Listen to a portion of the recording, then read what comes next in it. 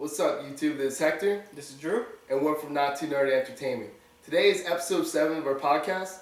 And basically what we're going to do in this podcast is talk about the 3 games that we've been working on the last couple weeks. We did our walkthroughs and everything on the site, so definitely check those out. The first game is The Darkness 2. The second game is Kingdoms of Amalur. And the third game, of course, will be Twisted Metal. Alright, so we both played Darkness 2, but Hector, you're doing the walkthrough and you're doing the review for the game. So tell us what you thought of the game. Alright, well, Darkness 2, let's start out by saying that it wasn't too hard, the game itself. You know, so, I mean, that pretty much that's okay for anyone who wants to play the game. It's really not, the learning curve isn't too hard. Just go there, it's just a shooter game, and that's pretty much it. The story was, I actually kind of liked the story in a way. Like, it was a different story. You didn't know what was real and what wasn't. Like, and it felt like you went along with the character itself, the main character, because throughout the story, he didn't know what was real and what wasn't real. And he thought, like, they're trying to make you think, you know, not trying to give you a spoiler or anything, but they're trying to make you think that he's going crazy or, you know, everything that he sees is not really happening. And in the game, you also start questioning yourself. Is this really happening? Because you're thinking, no, it's really happening. And you're like, wait, maybe it isn't happening. And you get confused as well. Because at the end of the game, I still don't know that it could have been fake. It could have been real. We don't know. And I think the story was interesting. The game itself was easy to play. You know, when I say easy to play, like, there was challenging spots. But I'm saying, like, couple tries, you'll beat it. You know, it wasn't something that you're going to spend a long time on, and that's about. I mean, you also got a chance to try it out as well. So, like, what do you feel about Darkness 2 when you were trying it out? Yeah, I definitely think it had great controls on it. I like the ability. They call it quad wielding in the game, where you have the 2 tentacle arms on the the left and the right bumper, and then the left and right trigger were your guns. And I like that the ability you can dual wield guns, and then you could also, I think it was the up diagonal, you could have like an assault rifle or a shotgun, which is pretty cool. And then you could also use the different darkness abilities. They had executions. They had the ability to put this like swarm of bees on characters, and like you could throw was like a black hole. I think you could like throw a black hole into the environment. The black hole for me, like that was actually funny to see. Like, there's certain things you just do the black hole. But if someone saw the reviews, I mean the walkthrough that I did, you actually see plenty of times that I kill all the enemies and then all of a sudden I got a black hole. So I wasn't able to use it at points I needed to use it. Like, I wish they allowed me to do that at a better time. But yeah, I don't know. The black hole for me, anytime I kept playing the game, it kept arriving at the wrong time. I mean, there's sometimes I was able to use it, but it's like I wish they gave it to me like at a character. I killed off one. Like, say there's 5 characters coming at me. I wish it was like one of the first 2 that attacked me had it, so that I could use it for the rest. But it turned out for me, it was always the last person. And then the next thing you know, I have a black hole. I can't even do anything with it. Yeah, I definitely agree. It wasn't that challenging, except for certain segments. The whole entire mechanic in the game was, the darkness. If they put like light on you, you wouldn't be able to regenerate your health, and then after a certain point, you wouldn't be able to actually use the tentacles anymore. So I feel like they tried to make the game harder by putting a lot of light sources around the game that you really couldn't see. Also, I felt they had these like light grenades they would throw at you, as well as they would shine lights at you, and I kind of felt like those certain segments of the game were kind of unfair, because like you would have a guy with a light gun and then another guy behind you with a shield, and it would just be like, how can they like be right behind each other and you can't shoot one or the other? So I would run out of ammo a lot. So I mean, how'd you feel about that? Did you have that experience as well? Here's what I feel about that. The ammo system is I ran out of ammo a lot. Like, I didn't like the fact that they put lights everywhere. Like, I understand that's the whole purpose of the game, is why it's called Darkness. So you're supposed to stay in the dark, and like that's the whole point of it when there's darkness there. And I understand that part, but like Drew just mentioned, there's scenes where there's a guy with the shield. Okay, the only way you can get the guy with the shield and stuff, you have to knock the shield out. You have to hit him when the shield is not there. With the darkness. With the darkness. Yeah. So, And the person with the light, when they shine the light on you, you can't use the darkness. So now exactly. that person behind the light, it has a light behind the person in the shield, and you can't do anything. So you're stuck. So what I would have to find a way to cheat. Since the computer is cheating, I'm gonna cheat. So then I go to like a corner.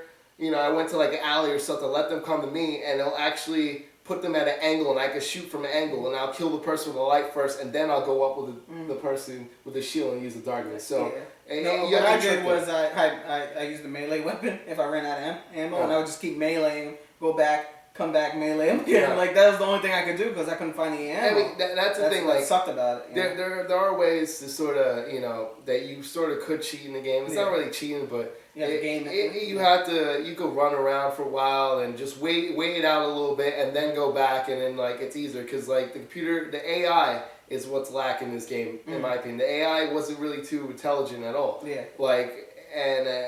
It's just funny because there will be moments in the game where the AI is intelligent, but yet they can shoot you from a distance to get you. Yeah. So it wasn't consistent all with the AI, but overall the game was fun to play and stuff like that. It wasn't too challenging. It was a good short game. Mm-hmm. That was my other question for you. You kind of felt that it was a good clock in at 6 hours. I think that's a good length for the game. I kind of got tired by the end. I was kind of glad it was over. When you get those shooting type of games like that, like the story, you can't make it too long. Like you can't make it too long because then it gets repetitive, repetitive, and the games, even that game started to get a little too repetitive towards the end of it. So you can see how it just gets repetitive, and there's not too much new things you could do. So that's why they try to entertain you with the story itself, and you're not sure what's going on. And I think the ending in the game where he's in hell. Like the hell scene, like that was awesome. Something different that you don't really see in games. So, like the whole thing was good in the sense that it wasn't too long. It was a good short story. Yeah, and I also thought that it was doing something different too. A lot of games, it's either sci-fi or a military shooter. Like this was, it was kind of like in between like a sci-fi, world and like religion aspects and gangster stuff too, which is pretty cool. Like usually you don't see those type of things intertwined. I know it was a comic book as well, so I think it definitely had that type of art style, which was pretty cool.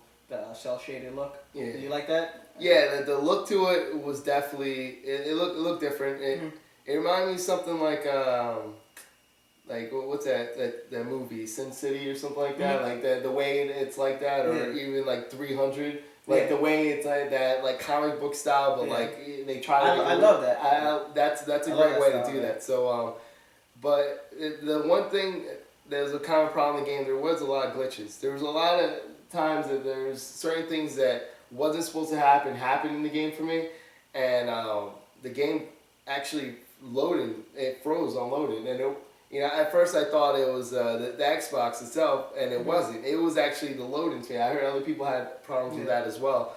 And it was just certain things in the game that it wasn't too cleaned up, the game. It seemed like, since it was a shorter game, maybe they rushed it a little bit because it's a shorter game. I mean, they feel like, we did what we could and that's about it.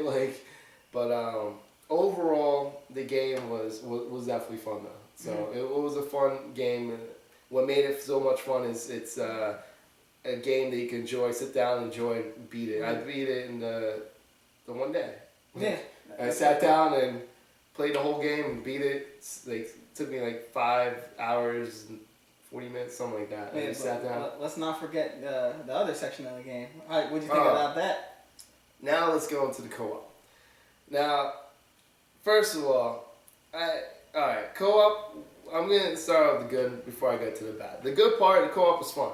You got to see different characters. You get to select different characters, different styles, different weapons. Like you get to, when the darkness comes out, they use different things. Yeah. It's different way of playing the game. You got to play as a team. You're in the story mode. It's not too long. It's fun. The problem with the co-op is this. At any point you start the game, you're playing with up to 4 players, okay? Now, at any point, if someone drops out of the game, so say you're in the first mission or first level of the co-op, and someone drops out, and then you can't do anything about it. What I mean you can't do anything about it, that person's character still stands there in the game while they're gone. And you can't move on to the next stage because it says still waiting for all players. What? Okay, so it's understandable. So, okay, then we just pause the game, then we go to the menu real quick and boot the person out. Oh, wait a second. There's no option for that. That's right, you can't boot the person out of the game either. So now, let me get this straight. I can't boot the person out. They're no longer in the game, but yet their character's there, so we can't move on. So what does that mean? It means that the game's over. Congratulations, you made it to level 1. Like, yeah, that was it. And that is a huge error in the game. Yeah. I could not believe that they did that. Like, if you, like, there's people drop it all the time. It might not even be their fault. Their internet drops out, like, whatever happens. You mean to tell me you can't kick them out? You can't move on without them? You know, the way I feel, it's like, fine, if you didn't want to do a boot system because you're afraid people are going to be booting people out left and right, fine, I agree with that. You don't have to do that. But you can have a timer. So the person doesn't move or anything in a certain amount of time, like 25 seconds, 30 seconds, they're automatically booted from the game. Mm-hmm. Do something like that. You know what I mean? Like, they have a timer. For if no movement in the game, that means that they're booted out and everyone else is on their own. That makes more sense. But the fact that there is no option for you to do anything about it, and you're just sitting there. We were sitting there for a good 20 minutes till we finally said, you know what, we quit. And that was it. So, it's a disappointment because the co-op was actually fun. And then that just a huge turnoff for me in that game. I was just like, wow, I cannot believe they didn't have a system to boot someone out. And it didn't matter if you were the host either, because at the moment I was the host and there was no option. So, it's just the way it is, you know. Yeah, I think they probably rushed, both segments of the game and probably the co-op. That's why it was so short, and I think that's a major flaw. They didn't put that in the game. Maybe hopefully they patch it, but I think the problem with that is when you're putting out a game like that, it's a pretty niche game, The co-op audience is going to be definitely niche for it. Everyone's going to play it, Are they going to spend the resources to patch it up? Probably not. The thing is, like, obviously it's not a huge popular game either because, as you could tell on the site, how many views did I get total for any of this stuff? All the videos, by the way, I had like 28 parts you want to include a co-op in the video, and I... on YouTube, and I think I only had a total of maybe 8 views, YouTube. 8 views. Yeah, either help me out or something. 8 views for all the videos combined. Okay, that's horrible. That just shows that no one's interested in Darkness 2. Mm-hmm. It's not something that people even need help getting through or anything. They know what the game, it's easy to get through. It's just, they're not entertaining. Everyone's seen the story, people are not even interested, so... I don't know, I hope there's another Darkness, but it only sold like 100,000 I think first week, and I don't know. It doesn't seem like they might not have the funding to make another one. I would love to see it because especially at the end, it would be great to see a game where they went in that direction. More than anything. But. Out of all the games that we played, and did walkthroughs for. That was the lowest in views by a lot. Like, it was ridiculous because I even did it with the new series that I put up there, the Not Too Good or Not Too Bad games. Like, only has, that has 6, 7 views, whatever. And that's still more than the Darkness 2 for all the videos combined. It's just funny. Crazy Taxi has more views than Darkness 2. Yeah, it's a shame. It's not a bad game either. Hey, it's not a bad game, but it's very, I guess, underrated, if you want to say it like that. Yeah, it's definitely underrated. It's an underrated game.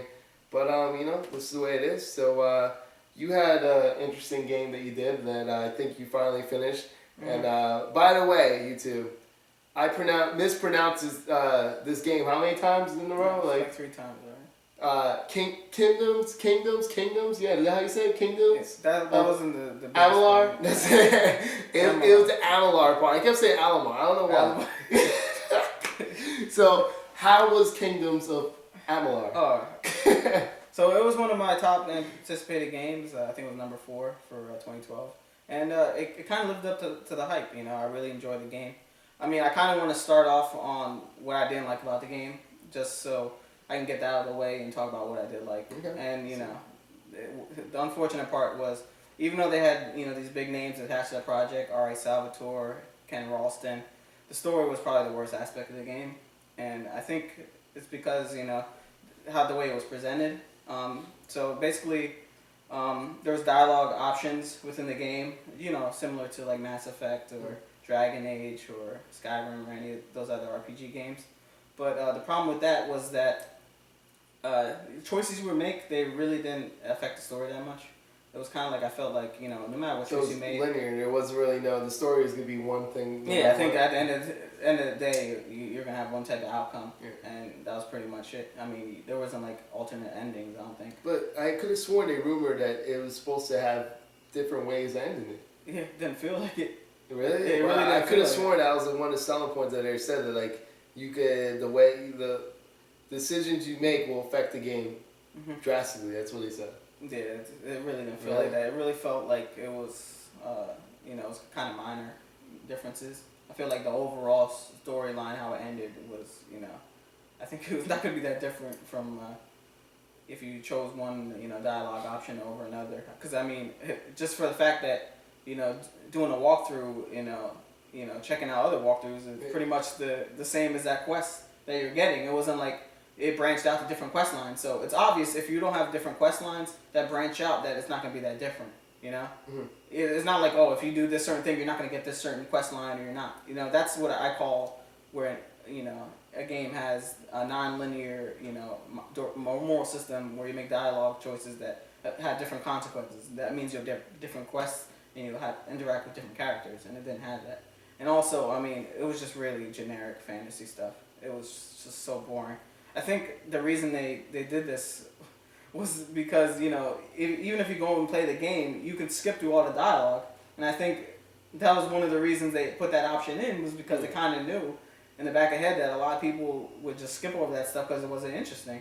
And I feel like if you put that type of option in the game, then you obviously know that it's kind of flawed. I mean, you play Mass Effect, you can't just skip the dialogue options because it's so integral to the game. Yeah. And it's one of the best aspects of the game, Skyrim, the same thing. I mean, you could click through it and go through it if you really wanted to, but, you're really missing out. We'll see Mass Effect if it's going to be the same way. I don't think it's going to be the same way with the new options. But that's a different story. I just want to say, I think the new options... I know what you're saying. Yeah, there's different options. Action, they have, the different styles of play. And that's fine. Mm-hmm. That's the thing. I think they want to have the right approach. Have 3 different modes if you want to play it a certain way. Mm-hmm. Where this game, they kind of threw the story in your face. And then it's like, if you don't like the story, just skip over it. But, I mean, you could skip over everything. You had, a dialogue choice. You still have to do it. Mm-hmm. It was just the other options that you couldn't skip over. And, I mean, the other problem was, they had all this lore, and they're talking all about, we got this great world full of races and stuff. I couldn't even tell the difference between any of these races. They're all the same to me. Every single freaking one of them, was dark elves. They're this game is just full of freaking dark elves, light elves, fae. I don't even know. I can't even tell what the difference is. You put a gun to my head, I couldn't tell the difference between any of these different characters. They all were the same. They're all talking nonsense names, and I can't remember what the hell they're talking about. And, what ended up happening is, by the end of the quest line, you're like, what was I doing? I totally forgot what was my motivation for even doing any of this thing. Which, I mean, that kind of helps on the other side of things, because your motivation for playing this game was to get to the best part of it, which was the combat. Mm. The combat in this game is amazing. I saw you fight different things animals like bears and wolves and a whole bunch of things.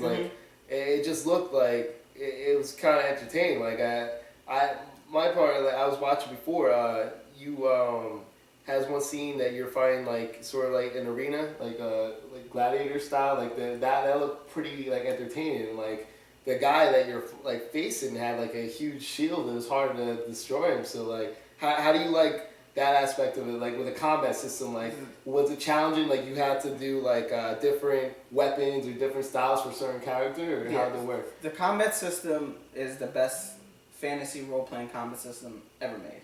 Really? Simple. Wow, I played a couple hours and I already knew. I was like, this got me hooked. I pretty much played this game just to get to the combat sections. And what made it so great was, it's kind of like a mixture between all the best elements of any action game. I mean, the closest probably be to God of War. See, that's the first thing I thought of. It reminded me God of War. You can say Darksiders too, but Darksiders is God of War. Yeah. But that's definitely what it felt the most like. Just for the simple reason, like they had those quick time events at the end. When you entered Reckoning mode, which is basically like it'll slow down time and you'll get increased damage. Mm-hmm. And then at the end of that, they have different animations when you hit the for the quick time event. And like some of them, like you would like have this big spear you would throw at the enemies, and like you would just mash the button, and depending how much you mashed it, you would get more experience. And just a bunch of different animations that they had in the game in Reckoning mode. And what was great about it, it wasn't really so much like a heavy light system like you'll find in most action games. It was you had a primary and a secondary weapon. And what was so great about it is like all the weapons were great in this game. Each class had 3 different weapon sets. Mm-hmm. So you had like the might characters, they would have like a big, huge sword, or like just a regular sword, and then like a huge hammer. And like you could like launch people up in the air and air juggle them. So like sometimes I would like launch them up in the air, then you could like shoot them with an arrow while they're in the air, or like air juggle them with the daggers. They also had these things called Fade Blades, which I used throughout the game towards the end, which was pretty awesome. Is that the one that you throw and stuff like that? No, those are probably the best weapon in the game. That looks which are awesome. The chakrams. The funny thing is the best weapon set in the game comes from the least I would say like melee focused class in the game, which is the sorcery class. They had the best weapons, man. They had some of the best weapons. Like you were saying, the chakrams. They're like these discs that you throw. It looked like fucking Xena Warrior Prince. Yeah, it was like these freaking cool discs you could throw, and they had like different elemental abilities attached to them. So like at one point had the lightning chakrams, then had the fire chakrams, and like it was just freaking awesome. It felt like kind of like the Chains of Olympus and God of War. Yeah. Like they had that same type of feeling. Like it was a mid-range weapon, and you could air juggle people with them, and you could hold it down, the special, and like they would spin around you. It was like freaking amazing. I used that probably weapon the majority of the game. But then, I started using some of the finesse weapons, which was like the sorcery, like the big hammer, and like those were freaking awesome too. Cause you could, like, charge that them shit was huge. I saw they were so freaking awesome. And when you slay the ground, it does damage too, right? And that's just the weapons itself, man. There's so much depth in this game. Like besides that, you have the different skills which you can map to the buttons when you hit the right trigger. So you'd have like one would be like you'd have like a quake that would come out the ground, and you can like do that 3 times consecutively, and like just take out massive damage on enemies. You had these little frost traps you could put down, and it would get people stuck in the frost. You could summon like the Skeleton King. He would come fight around you. This is like just all types of skills, man. Which one was the one that you said? The one.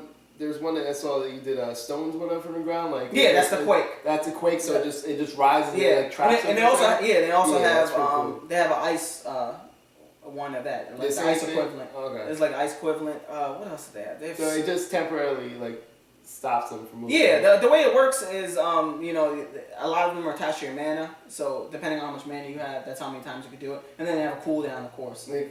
Depends on how strong they are too, right? Because like the one I saw you use it, like when I was saying in the arena part against a guy with a huge shield. He's a very strong character. You used it on him, and it didn't seem to really affect him on that at all. Actually, he just like walked.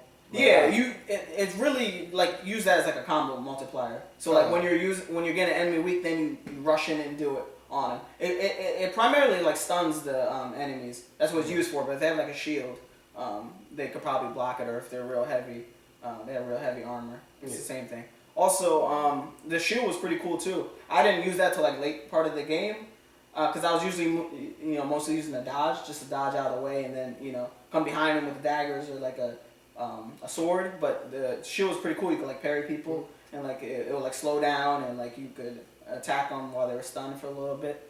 There's just so much stuff to talk about in this game, and it has like all the great RPG stuff on top of it. So if you're looking for that as well, like you level up like different skills as well. Like I didn't start using to the end of the game as well stealth. Yeah. So you can like hit the right bumper, and you can crouch down like stealth mode. It's kind of similar to how it is in Skyrim, but it's a way better because like you could sneak up on characters, and depending how much points you put into that area, it'll make you less visible basically. And they'll have like a little eye on top of their head, and it'll fill up the eye meter when basically to show if you're seen or not. And then you would come behind him and you have like a quick action, press for like X or something like that, and then you would do like a stealth move. That was only for like Fey Blades or the daggers. Like you had the daggers and it was like a big troll. You can climb up the troll and then stab him on top like that. Like it was pretty awesome. Like I think that was one feature. Like not till the end I didn't see how valuable that was because I kind of wanted to finish the game and I'm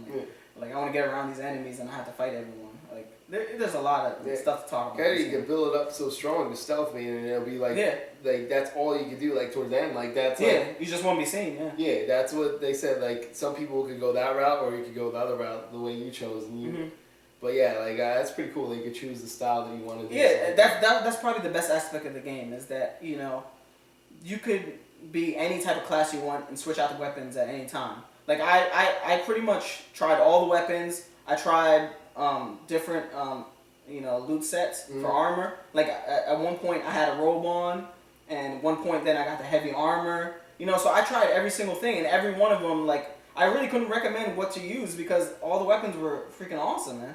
Like every single one of them, like they had situational moments where that could probably be the best weapon set to use. So it's kind of hard to say what character build to go with. I ended up at the end of the game just dumping points equally into each one of them.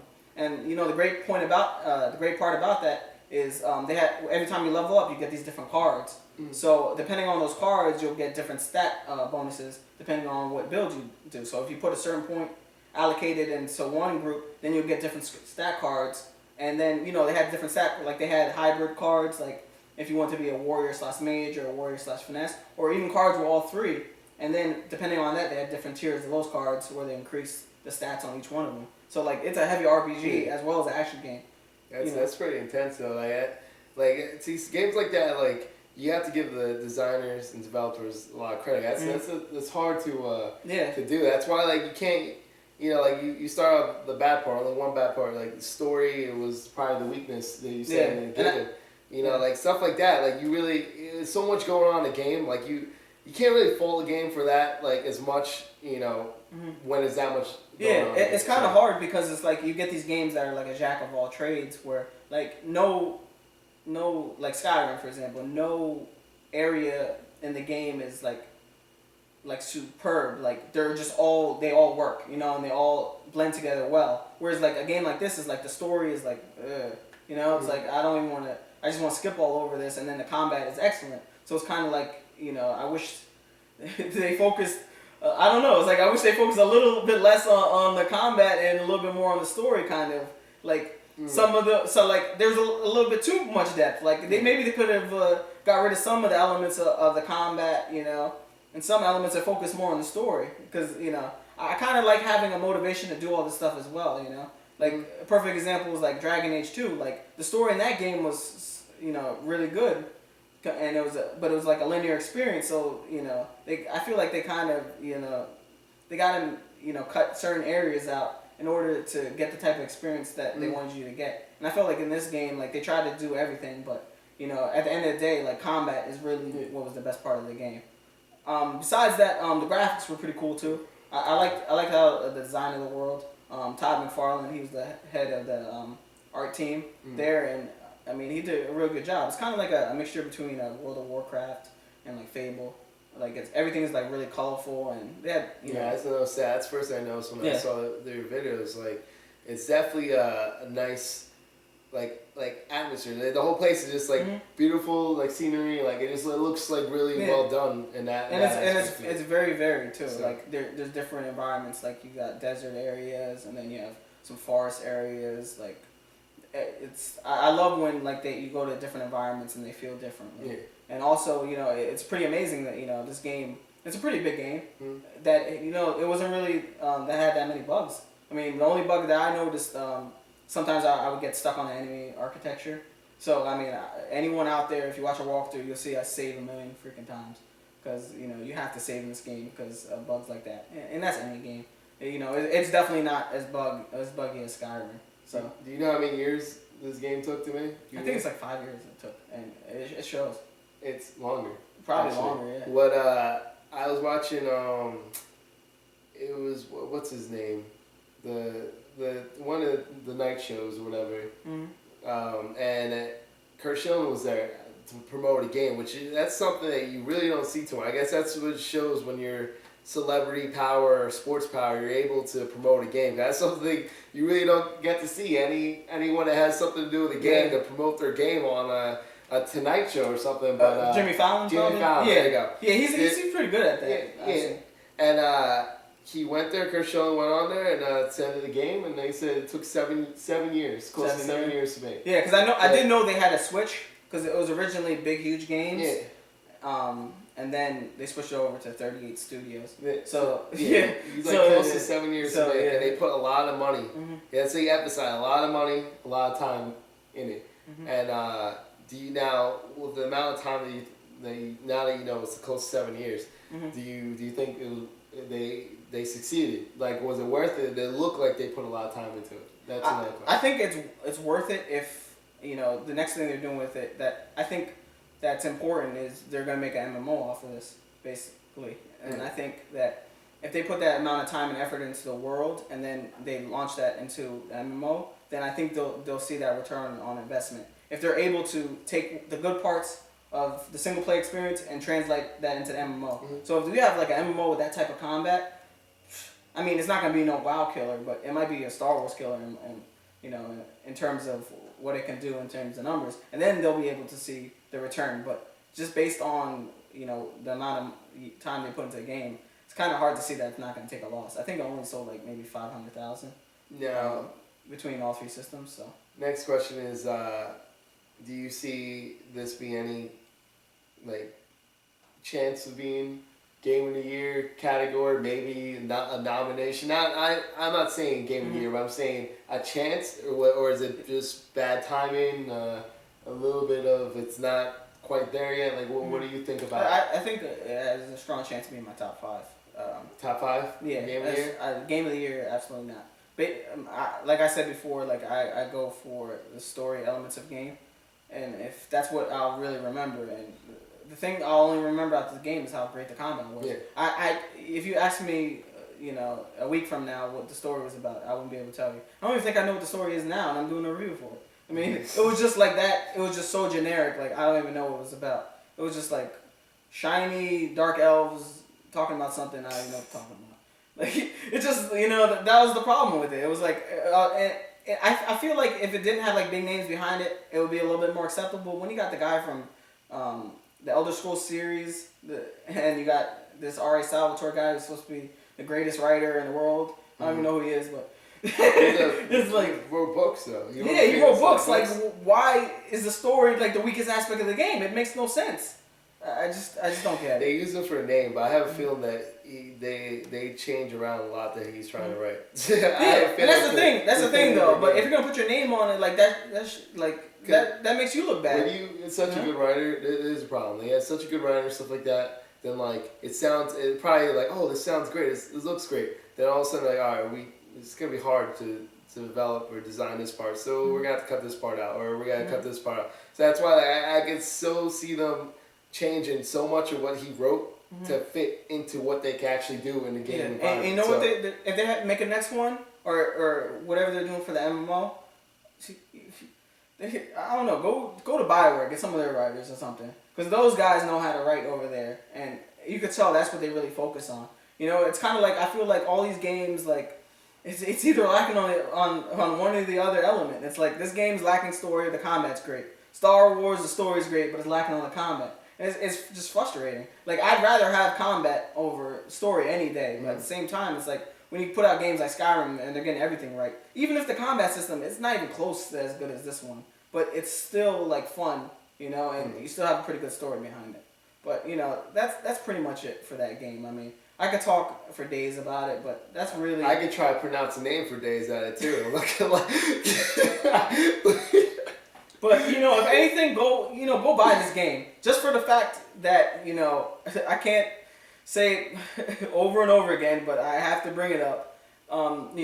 There's one faction quest in the whole entire game, which is kind of like the Fighters Guild and like Elder Scrolls series, where you're in an arena and you're fighting different opponents. If you don't buy the game new, you don't get that faction. I don't know how they do that. I don't know if you just go to that area and it's... Please buy the online pass. You know what I mean? I don't know what they do when it doesn't happen. They decide.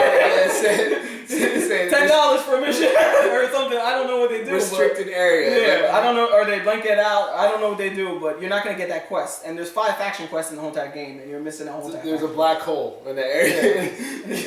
there's a black hole from Darkness too.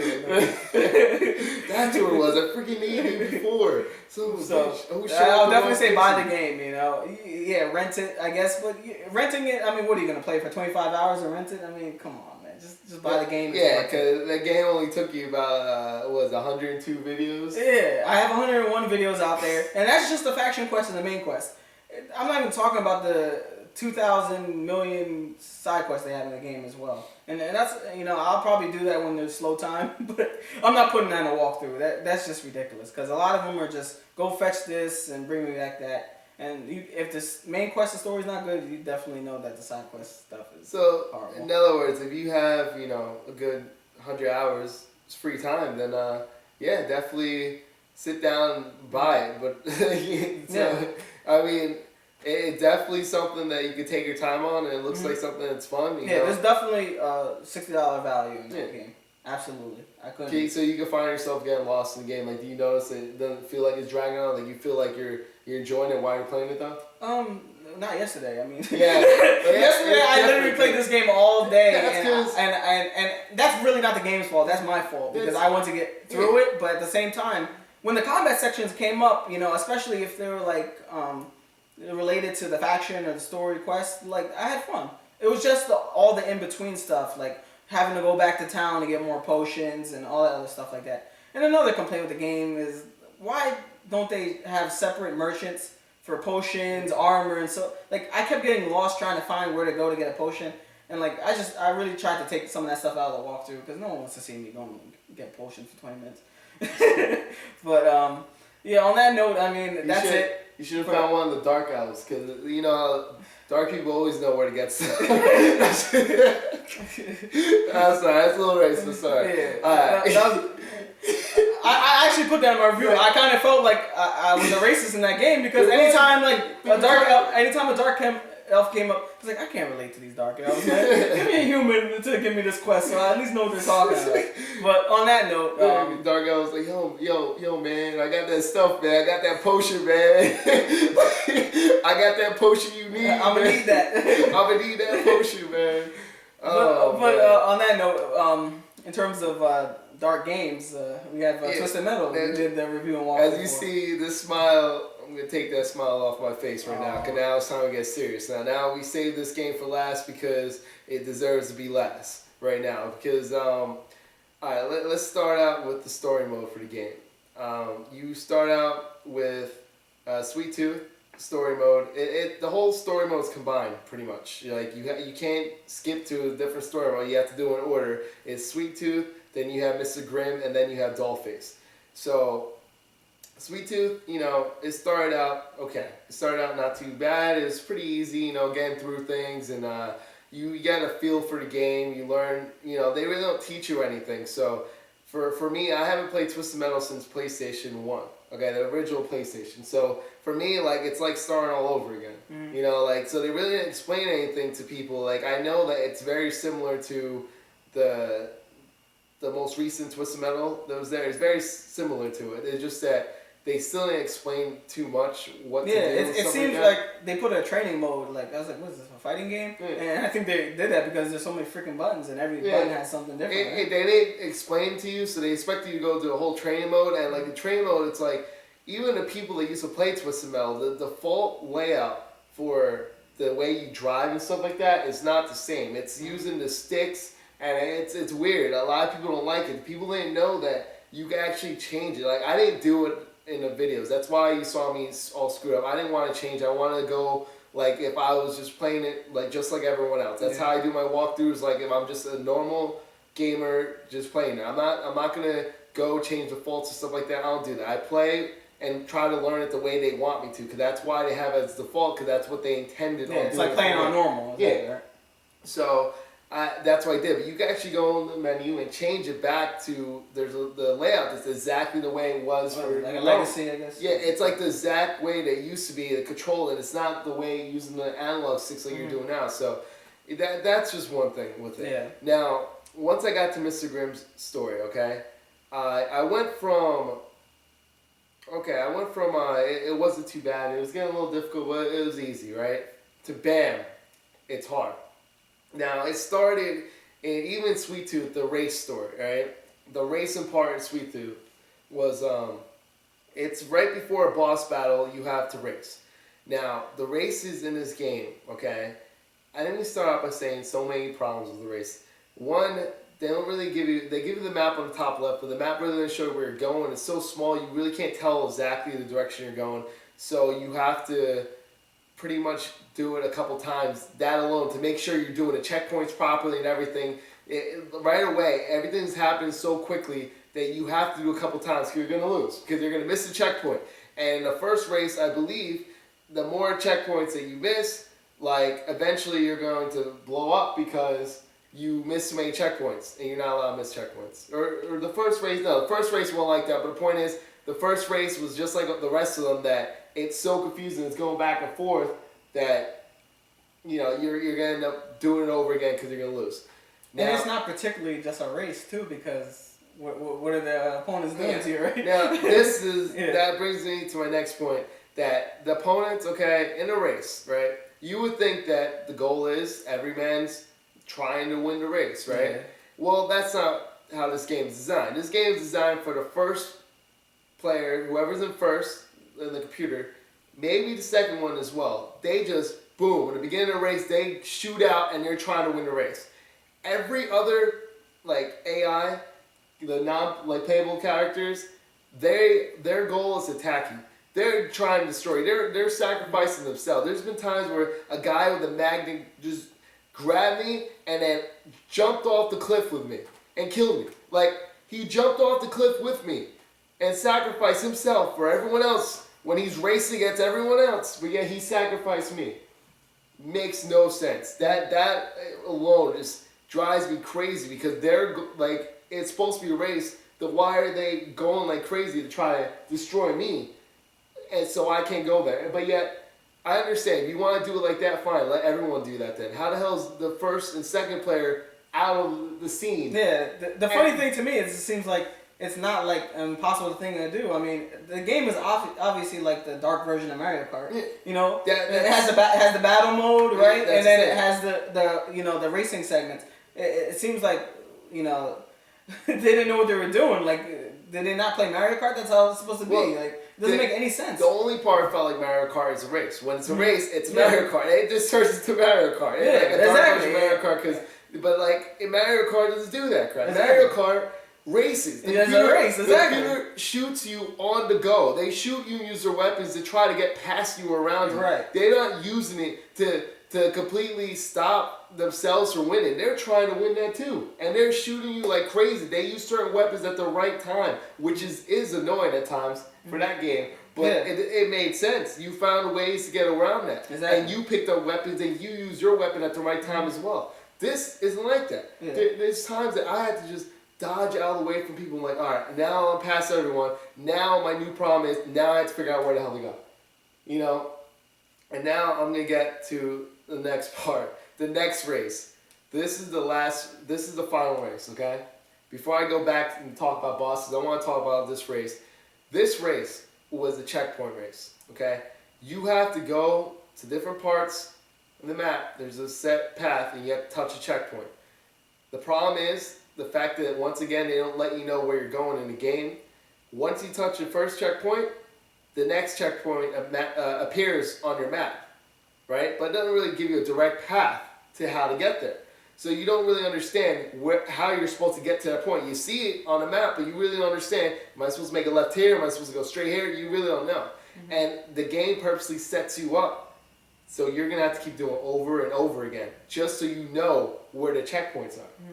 So I'm wondering, how would you alleviate that? Do something like where you have like a guided path type of system? Or just make the map bigger where you could actually see the turns? Like, what do you think like they could do to like alleviate that problem? There's plenty of things. You could, even the old-fashioned crazy taxi method when I was playing the game has the arrow on top that says make a left, make a right. It tells you direction.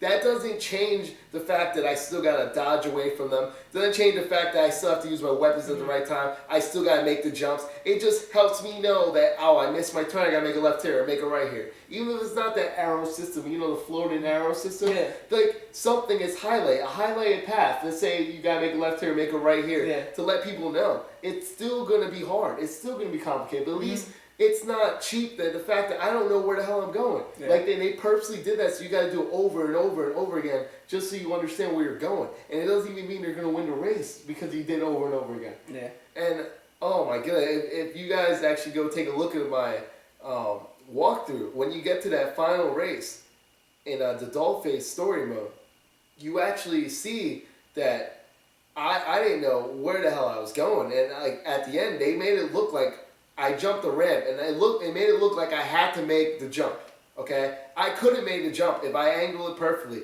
So you mean to tell me I was supposed to miss the jump on they're supposed to, like, they're thinking that I'm going to know that I'm supposed to miss that jump and land on the ground and then make a left turn. I didn't know that. I missed the jump. I'm over here in the video complaining and cursing. Yeah. Next thing you know, I see a computer go this way. I'm like, what the hell? So I turned around, follow the computer. I'm following the computer everywhere. Because I'm like, my new strategy is no longer, I'm going to pass this guy. I'm going to follow this guy till I get close enough to the end where I can figure out my way. It shouldn't be like that. Why the hell would I want the computer to be in front of me in any race? I purposely wanted the computer to be in front of me so I knew which way to go. Because obviously the computer knows where to go. Yeah. They're not following maps. They know exactly where to go. Mm-hmm. So that's the only way I won. And I only won the last checkpoint, the moving checkpoint. And that was the most retarded. That was the dumbest one. It's across the whole map. You don't even know where it is. Yeah, and then the worst part, it seemed like, is like everyone was behind you, and then you get to that moving checkpoint, and then they all come from the side over there, and it's like, what? Where they come from? That was the only thing. Like, if you looked at the counter on the bottom, you're supposed to hit 23 checkpoints. The 23rd one's a moving checkpoint. Okay, I was in the lead with 20 checkpoints to 17. No one came behind me or anything. How the hell did the computer get the last couple checkpoints and then it go through the checkpoints I went to? That's my question. How did the computer get to the checkpoints? Because they were at 22 also, and I had to cut off. I had to push the computer, like bump the computer, cut them off, and then jump to finish. And I got lucky as hell. To me, it seems like they programmed the first two to be racing, and everyone behind them just shoot the target when you get close. That's what it seems like. It doesn't seem like they even try to make it where, you know, you're alternating between racing and shooting. It's like they separated it, and then that's why the game felt like that. And it's like, it makes no sense because it's like you're trying to say there's a race and it's trying to do what Mario Kart is doing, and then at the end of the day, it's just like it doesn't even work. It makes absolutely no sense. And the best part about this is, even though that made no sense and the racing got me upset, the racing was like, I could deal with that. Now I'm going to get to the next section of the story mode that really got me upset. I'm trying to keep calm right now because I'm so upset with this. And I'm going to go into the boss battles. Now I'm not talking about the first one, Sweet Tooth, with the 2 monster trucks, because that wasn't too hard. That was actually pretty easy, you know. I was able to beat that easily. Mm-hmm. You know, the only thing that made that level hard is there was only a couple health packs and they didn't spawn back in time, but whatever. Besides that, it was overall easy. That was easy for me to do. I'm talking about the second one, the second and the last boss battle. I'm talking about the end of Mr. Grimm's store where we had to face a giant doll face. It was unbelievably hard. And the reason why I'm saying it's hard is because there's no pattern. And I know people were saying, like, in the videos, why are you complaining about pattern? There shouldn't be a pattern. Why do you mean it's a pattern? I'm saying that every game has something where you're supposed to have some sort of strategy, build some sort of strategy, and they want the player to find some sort of pattern or find some system that works for them and attack it. This game, Dollface, there's times where, I'm not talking about the first couple segments, because every boss scene has 4 parts to it. So I'm talking about towards part 3 of the boss, or was it part 2? Part 2 of the boss battle is where the electric rings came out, and you had to stay within the electric cage, or whatever they call it. And if I'm outside the electric cage, what happens is a timer goes off. where you're going to self-destruct, and you have 30 seconds. I believe it's 30 seconds or 35 seconds, where for any time you're out of the cage, the timer goes off and it starts counting down. And then once you hop back into the cage, you stay within the green part of it because it'll highlight that it's green that you're inside of it. The countdown stops, but it stops to where it left off. And so when you exit out again, it can continue. So it can go all the way down to 5 seconds.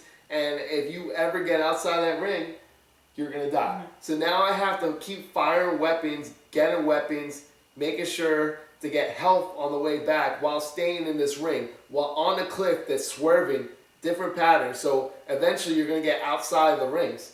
Like you're gonna get outside of the rings, but the whole thing is you have to do it quick enough so that it only takes a second or so outside the ring. So I had a question about that. So is that a game mode that you actually play? Yes, that's Electric Cage. That's another one I had. Like you have to stay within the boundaries of it. Now, was that random Electric Cage, or did that have a certain pattern to it? The Electric Cage, no, the Electric Cage would be like there'll be countdown. Everyone's within the cage, right? And battling within the cage, and then it'll blink and say it'll count on the right side and say the cage is almost empty, it's about to move, and then boom, the cage moved. So you have a certain time period to get to the next spot where the cage moves. But that was random. It wasn't like a pattern.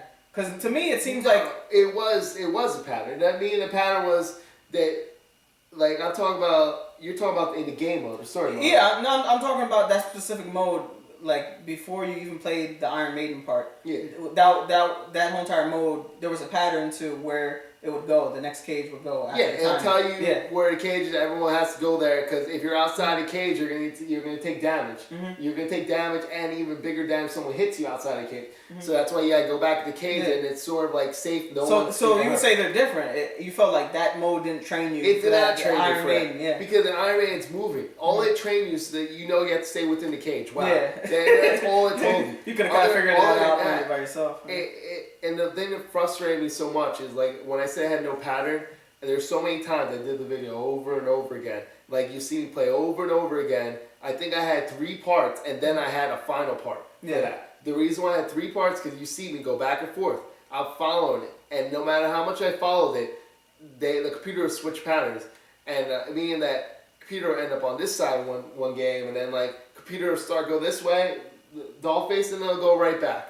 Then it'll come back here, and then it'll go back again. And like it'll just keep switching back and forth. And there is no set pattern. The computer will go wherever it feels like going. There's even one point, and I swear it's on the videotape. There's one point where because the doll face is supposed to be sort of like in the middle of the electric cage or whatever. There's one point where doll face stood here and the cage moved away from her. Like, how is that not a glitch?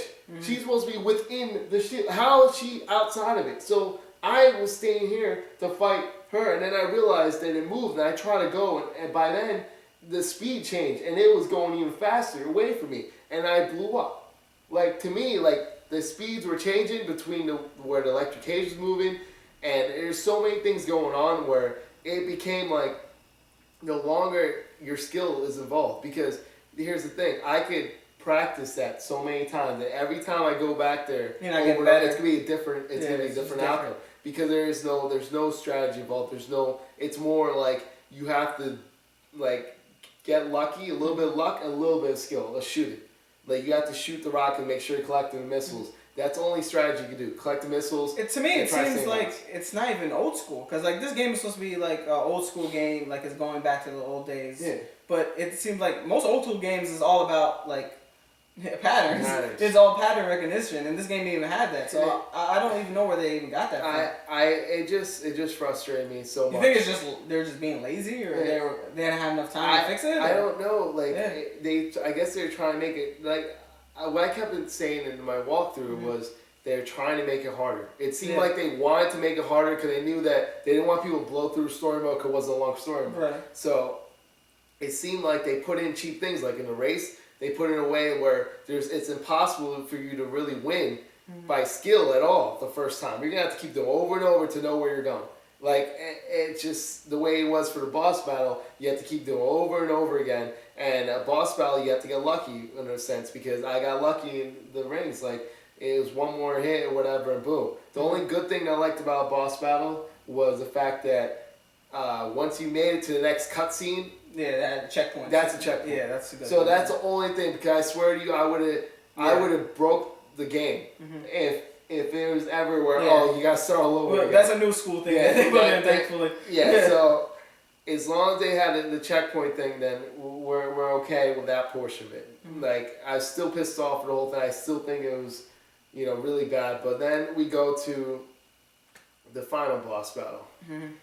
And as much as I was pissed off with the one character, the final boss battle, the first part was you have to go sort of, you're under this huge truck or whatever, and there's like you have to shoot the clown. That was a little challenge. I kept dying, but it wasn't extremely hard. Only thing that pissed me off in that level was the fact that the weapons and everything kept changing at random points. And there's times that look like a health pack, I'm about to get it, and it changed it to a missile. That got me upset.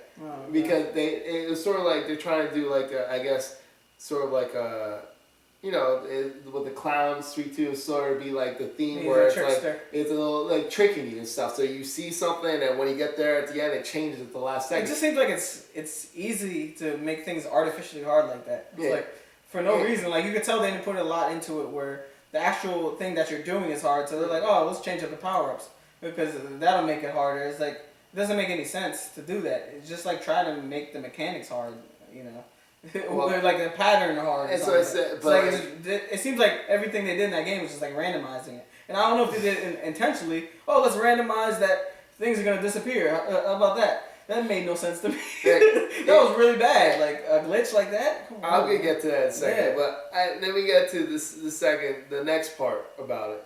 All right, the second part. That's the last part. That's the last part. Cause like I said, there's 4 parts to every freaking boss battle. Okay, so the part 2 of the boss battle was actually that's part 3. So part 2 was sort of like fooling around. I didn't know all these clowns, so I didn't know what to do, and then like I eventually figured out that there's bombs, and I had to use it. Grab the guy with the bomb and fly up in the air and hit the clown face 3 times, whatever. That wasn't too hard. It was more thinking. I don't know when it became a puzzle game, but obviously they're like, let's just throw a random puzzle in there for you to figure it out, which made no sense. But anyway, then we go to the little obstacle, like arena course or whatever. This part is complete bullshit. So this is the most random thing I've ever seen. Every time there's bombs rolling at you, like mines, rolling full speed at you. Some were full speed, some were not. There would be times where it exploded like a good 4 feet away from me, and I got the effects from it. Like, it made no sense what was going on. But the part that got me really frustrated, dude, was aside from the bombs going like crazy, I couldn't do anything about it coming straight towards me, is this part where the moving spikes are going back and forth, swinging back and forth, okay? Like, if you get tapped, I'm talking about tapped by this spike, you go flying, and you'll go flying out of it, out of the arena. So guess what they do? You keep your life, okay? Because in the game, a lot of times, even when you fall off a cliff or something, it only takes a certain portion of your life, and you spawn back. Yeah. This game, like this level, switches up everything, because the game usually spawn back at a pretty relatively close spot to where you fell. Yeah. They start you right back to the beginning with the same low health. So now I'm like, shit, so like, what's the purpose? Am I going to go through, get hit once by a bomb and die, and then I got to start all over from that checkpoint anyway? So then there's times I'm trying to kill myself, and I couldn't kill myself. So then, like, I get to the point... But that doesn't even make sense, like, in real life. Like, if you get hit by a saw, like, you get hurt by the saw or split in half, how does it launch you back? That doesn't even make sense. I don't know why it just bring me back to the beginning. How does that launch you back? If it brings me back to the beginning, if the point is they're going to bring me back to the beginning, why not just say I died and then give me full health? Why the hell are you going to bring me back to the beginning anyway with no health? Well, what's the purpose of bringing me back to the beginning? That makes no sense. Then why don't you just start me over then? That's the thing that just drove me crazy. It's so easy because it's like the obvious decision is just have you go through it, and if you get hit by it, then you get hurt, and then you spawn back to the beginning. But it's like you hit you back, and then you take away the health too. That's really just artificially hard. It made no sense because it's one or the other. Either you're gonna take away most of my health and start me up right in front of where I did, then that's fine. Then I understand. I'm almost dead. I'm gonna start right there. Fine, great. But you mean to tell me you spawn me back to the beginning anyway, and now I still have no health? So what is the purpose? What is the purpose of that? You know what I mean? Like that just got me upset. So that was that part. And when I finally beat it, like I went through the main, like the little section and went there. I had no life. I don't know if you saw the video on it. Yeah, so. I had no life. Alright, and I'm like, oh my god, one hit was gonna kill me. And I went up the little hill thing, and it's like these claws, like knuckles, like, and it had a pattern. It finally had a pattern, YouTube. For once, the game had a pattern. It's 1, 2, 3. You hear me in the video like 1, 2, 3, inch up, 1, 2, 3. I was nervous as hell because I knew that if I died, once again, there was no skill involved. I got lucky going through. So for me to do that shit again is almost impossible. So I didn't want to do it again. I knew that there's no way I got to do this again, and somehow I made it. Then I made it to the final stage. The final stage of the final stage. Because there's part 4 of the final stage, which you have to destroy the clown face, and you just use the whole purpose. You're supposed to kill like the mini trucks, like Sweet Tooth trucks, stuff like that. You blow them up, and then they drop down, and you're supposed to use the magnet with the talon to pick them up and drop them on top of his head. And it takes off like a huge chunk of life. So I think you're pretty much supposed to do it 3 or 4 times, but it was so hard for me to do it. Because you had to control that helicopter. You have to control the talent. Those controls are the talent it's hard to control, and on top of it, it takes so long for it to drop down and go back up. And there's guys that are disappearing. Like there's been times where I killed a truck, it drops down, and it's counting down to when it's gonna explode. And to see, the funny thing is, like I could just see that, like, that talent, why it's controlling like that, is because it's obviously overpowered. If you use that, in the multiplayer mode, it's way overpowered, and it seems like to try to counter that. Oh, let's make it control shit. Yeah. That's what it seemed like, and then they carried it over to single player. Well, you can see it in the multiplayer one of the videos. I had unlimited weapons with talent. I beasted on it. Every man for himself. It was so cheap though. I didn't realize that, but that's a different story. So that's pretty much it. You beat the final boss and you get the final story. Like the side, like cutscenes. The cutscenes and stuff like that. The story mode. It was good. It was pretty. It was like a full motion video. Yeah, full motion video. I like that. I think it was really cool. Not to mention the character Dollface guy. I thought she was pretty hot. She looked like one of my friends. I don't know. It's kind of weird. And I like that they had the different twists. I mean, you kind of knew that it was going to end up like that, but like I like the surprise twist. Yeah, surprise twist endings, and even at the end of the game, I didn't really want to give it away and stuff, but they hinted that it's gonna happen. I guess you saw the walkthrough. I mean, you should definitely check out the walkthrough, the final one, to see exactly what's going on at the end of the video, but they hinted there's going to be another Twisted Metal, supposedly. Let's see if that's going to happen. I don't think so. But I kind of find it funny, though, that, David Jaffe, he has this big old rant about, games shouldn't have story, and it should just be mechanics-based and all good stuff like that. And then his game comes out, and the best part that I like about the game was the story. I was like, really? I'm like, really, guy? Like, and he's the writer, too, of the story. That's what I found so funny. And I'm, like, looking at the credits, I'm like, David Jaffe, you're the writer of the story, and that's your best part of your game? What the hell are you doing, man? That makes no sense. You just contradicted yourself. So, the story mode of the game was okay, but like I said, it wasn't great, and it got me frustrated. It seemed like their goal was trying to make it harder than it's supposed to be, and I think that was the goal of the game, and I didn't like it. So that brings me to online play. I'm going to start out with what's good in this one. I'm going to start out with the good part. I love the online play. I'm talking about when you guys playing matches, where you create your own match, you join up a match. I love the online play. Like, even when I die, even when I just got destroyed, I'm there cracking up because of the way I died. Whether it's what's it called, Meat Wagons special, where he sends like a body flying out of his car, the special move, and it explodes like that. Just the way I die, it makes me crack up. There's so many mechanics where I put like unlimited weapons for everyone, and it's just complete like chaos. Like it's like complete chaos everywhere. Everyone has all these weapons going, attacking each other. There's people from the air flying down. It's fun. It defines fun. It defines how multiplayer should be. Now, the problem I'm going to say about the multiplayer is is it's hard to play the multiplayer. You can't get a match.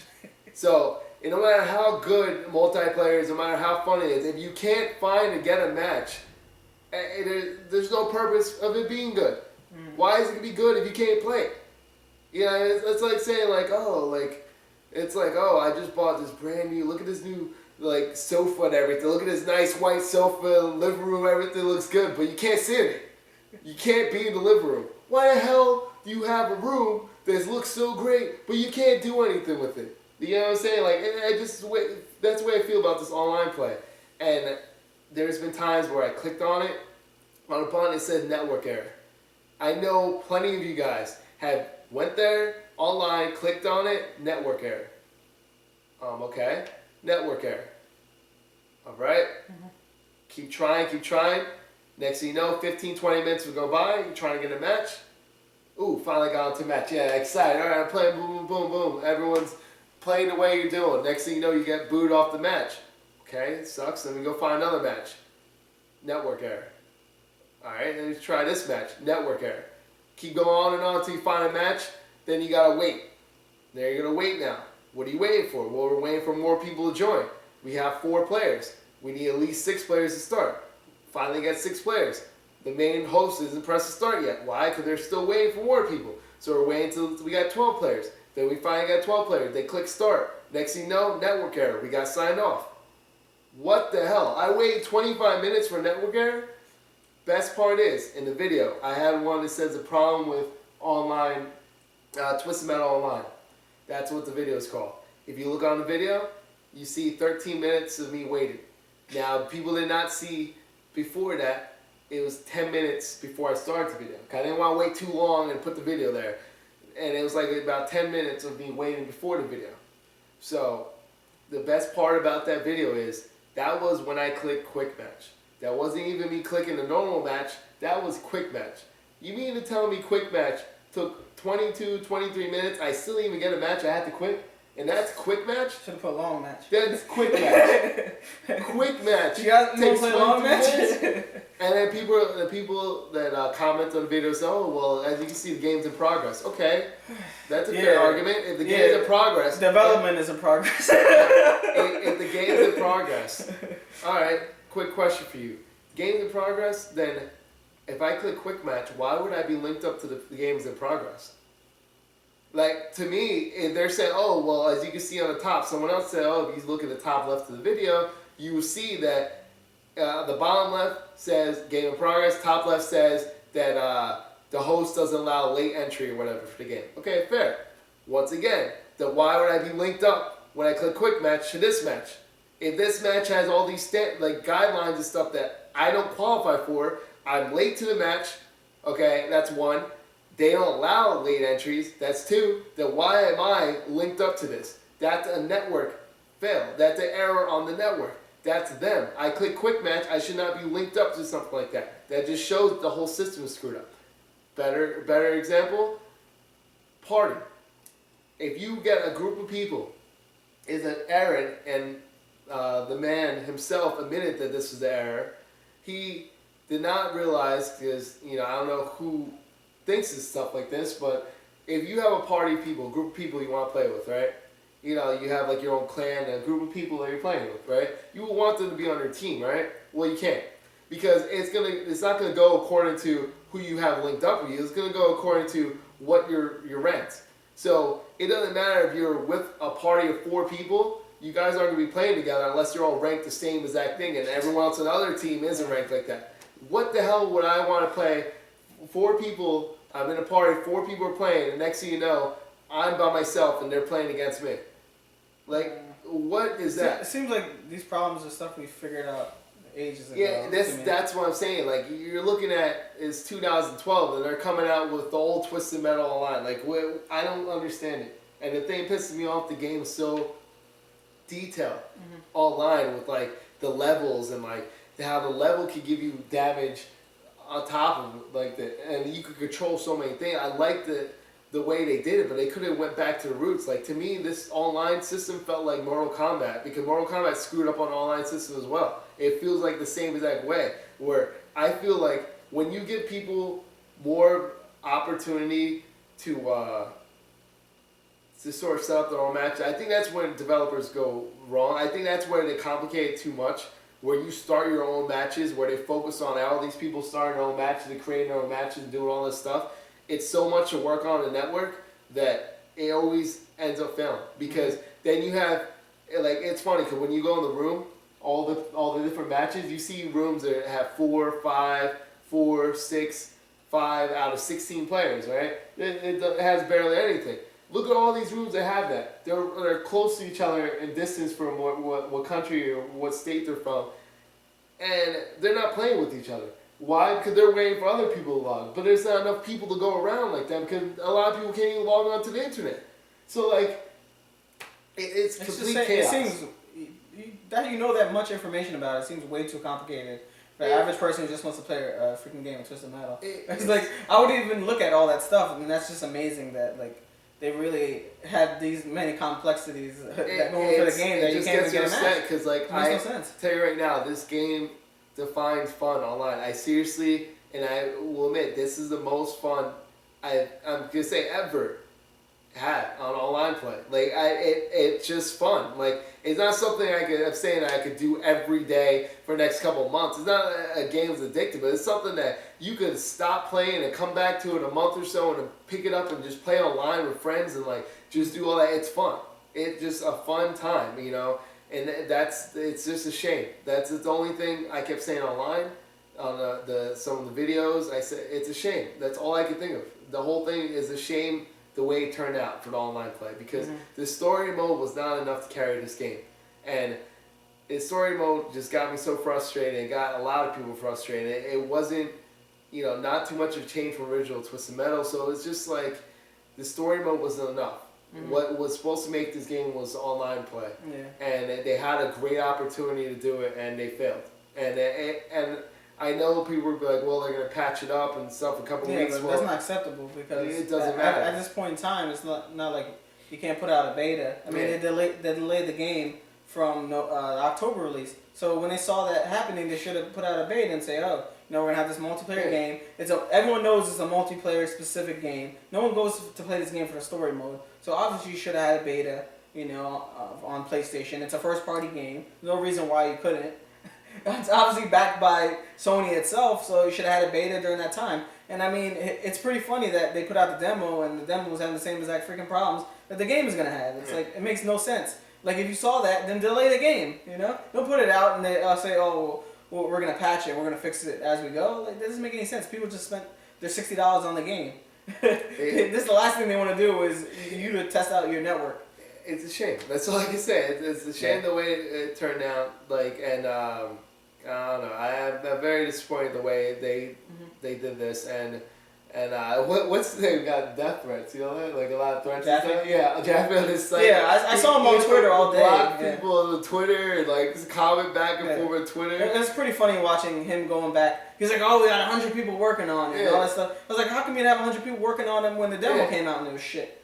Like. See, people kept saying, oh, it's going to be fixed. Cause I've been saying that network error. The first video. Remember the first video I had the demo? I'm like, yo, there's network error.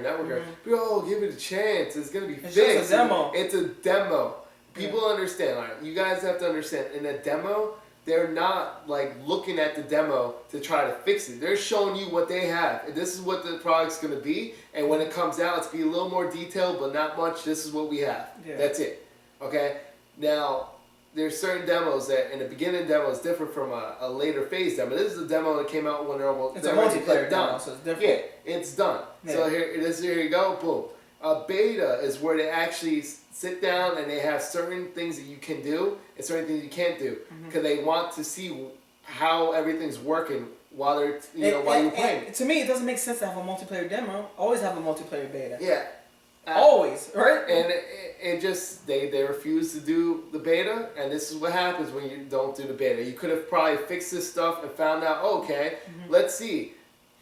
Alright, I know what's going to happen when we put too many people online. It's not going to work. So we're going to have to do a different system. It's so funny, too, because, I mean, freaking, even the biggest games have betas now. Yeah. Halo had a beta. Gears of War 3 had a beta. All these games, the only one that doesn't have a beta is Call of Duty, and And it's because like the online play. The online play always works. Yeah. For the most part, I mean, pretty much like Call of Duty, the only time it doesn't work is like maybe that first day. Yeah. And that's because there's so many people. It crashes. You know, so many people. Yeah, so many people. Like, there's no way to expect how many people are gonna have a game. Like, I don't understand the system of, you see how easy it is to find a match. Like, you find matches and it just links you up with people around your area. It's easy to do. And you would think it's in 2012 that they will get this straight, and they didn't. And it goes back to saying the word again, it's a shame. Like, it's a shame that it happened, but, you know, that's what happened to Twisted Metal, and that's why, overall, the game, I can't even say, oh, go rent it. You know, I'm afraid to tell you guys to go buy it, because it's a game that you buy it, then you might not enjoy the story mode, and because it's gonna challenge you so hard that you're gonna get so frustrated. And then at the same time, I can't really say rent it, because you rent it, then you have to buy the online pass, because the story alone is gonna do it. So if you just want to have fun and stuff online, then just do it. You know, you can get it and play it offline with bots, right? Yeah, that's a mode I did not do. Challenge mode. Like, I'm sorry to say, I'm not going to challenge myself against bots that are flawless. Because the bots are just, they gang up on you. Like, they don't care about anyone else but you. So what's the purpose, you know? Yeah. So you wouldn't tell anyone to buy it, right? Skip this one? You can't skip it either. I'm confused, to be honest. I don't think it's a game we should skip, but I say... So what? I tell people... Here's what I say. Here's what I'm going to say.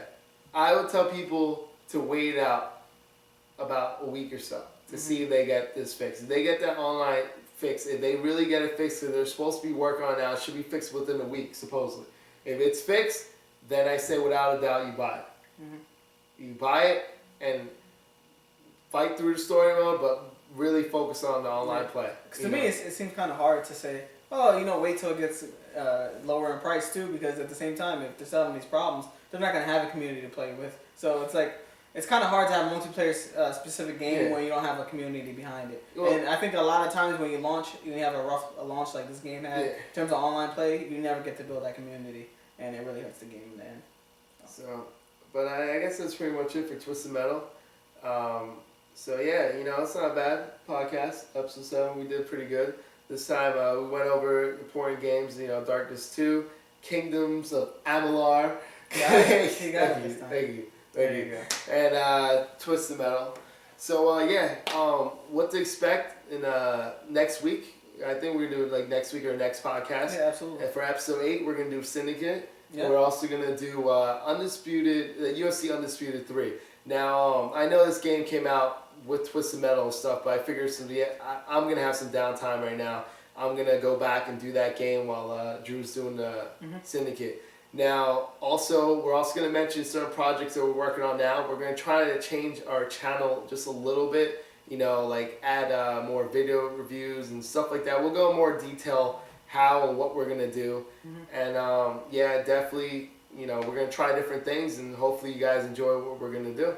So, and actually for a month of March, we got some stuff lined up too. Yeah. And, you know, everyone's looking out for Mass Effect 3. I'm doing a review and walkthrough for that. We got Street Fighter X Tekken, right?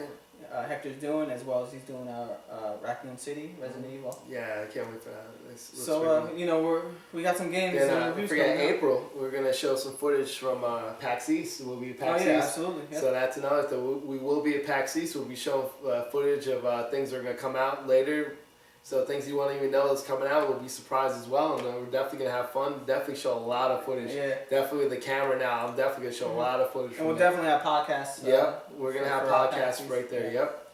So, that's pretty much it right now. So, definitely check out our website, Not2NerdyEnt.com. I'll be posted on the link below. Also, you know, just subscribe to us. Like us. Yeah. Follow us on Twitter. Like us on Facebook. All those things. And a new thing I'm going to be doing right now, I'm going to start this podcast. I think it's important. I want to hear what you guys think of whatever we talk about in the video. So, today we're going to ask you a question about Twisted Metal. Now, what do you feel about Twisted Metal online play? Have you been having problems or anything? Have you been getting network errors, or everything been working for you? Like, what do you feel about Twisted Metal online play? So definitely on the section below, comment on that. All right, so Yeah, we want to hear. I what got you one say. too. You know, what do you guys think about Kingdoms of Amalur with the online pass and that one faction quest being left out? Let us know in the comments below. What do you think? Definitely. All right. See you too.